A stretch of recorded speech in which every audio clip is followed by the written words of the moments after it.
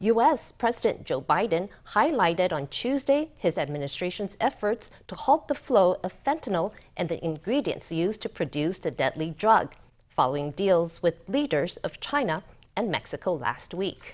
However, as VOA Chief White House correspondent Patsy Widakuswara tells us, observers say past efforts to control production and export from outside of the country have proved ineffective. The deadly drug fentanyl can be shipped undetected via airport cargo, border crossings, and even through the postal system. Following counternarcotics deals with China and Mexico reached on the sidelines of the Asia-Pacific Economic Cooperation Summit in San Francisco last week, on Tuesday, President Joe Biden vowed to boost his administration's efforts to combat the drug that has killed more than 200,000 Americans in recent years. But this challenge also has roots outside our borders, outside the borders of the United States.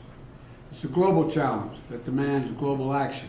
Fentanyl is mass-produced in Mexico using precursor chemicals largely from China and trafficked via cartels into the U.S.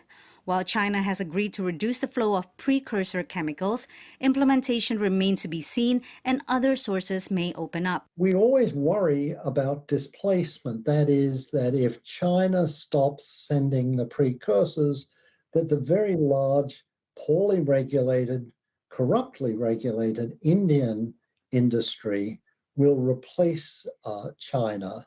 Experts praise Biden's comprehensive approach, but say that a heavy focus on limiting fentanyl's entry can be counterproductive to the positive steps in harm reduction the administration has taken. Many of these efforts to restrict the supply lead traffickers to identify substances which are more potent, so that means a smaller quantity for the same effect, which are easier to traffic.